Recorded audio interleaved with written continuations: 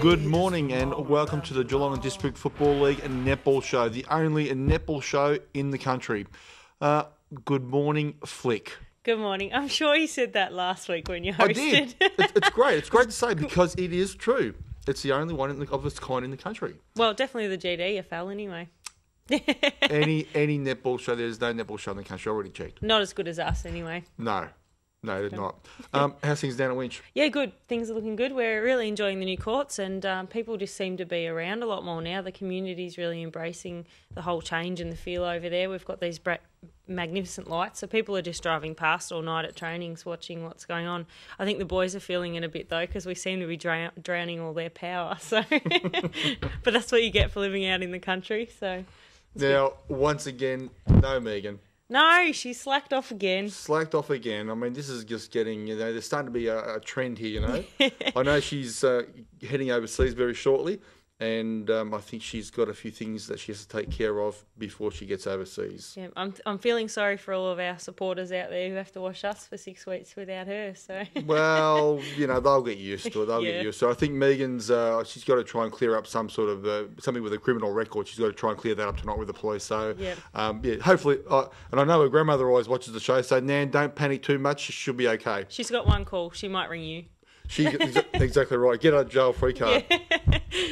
All right, getting on to last week's results. Some interesting results, some close games as well. Belmont Lions recorded their first win of the season.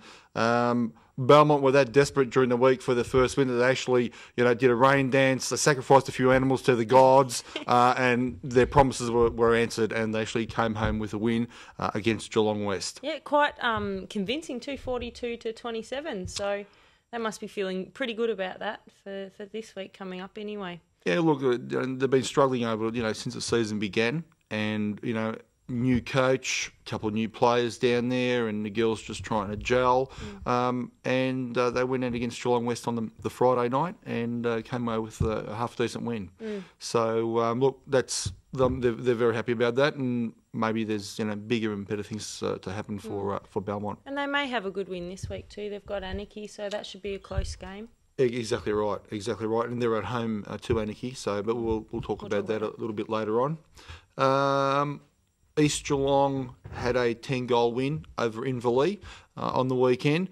East Geelong, I went and watched them against Bellpost Hill a few weeks ago, and it was a game where they drew with Bellpost Hill, and their players, played great netball. Their goalers shot accurately, and it was a close game against Inverleigh.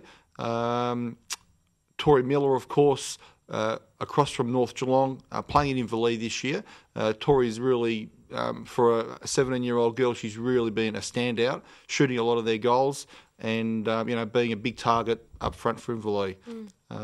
Mandy Lima, of course, moulding all the young girls out at Inverleigh, and they're really taking it up to some of the better teams in the competition.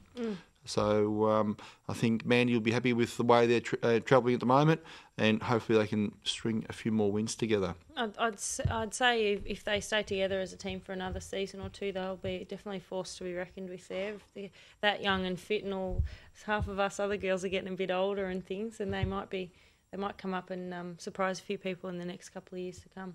Well, exactly right. And the thing with your young teams, if you can keep them together for a few years and mould them into a great little netball unit, you're going to come up and cause some grief for some of the better teams in the competition. So I'm sure that's what Mandy has in mind. Yep, and it keeps it competitive for all of us, so not just the same olds going through. So yeah, it's good to see. Exactly right. At Corio, Bellpost Hill met Corio on the weekend and came away with a 3 or 4 goal win.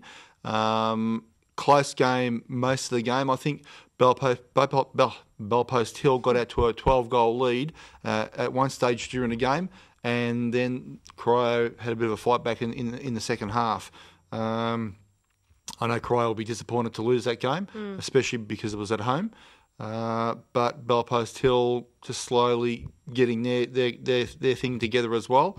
And each week that they're playing, they're getting a little bit better. I think after we had the Bellpost Hill girls in a few weeks ago and we talked about no training, no play, well, I think that message has sung through to a lot of the girls now. And they're all turning up for training. Hence, they can start the game with a full team and, get the best out of it. Yep.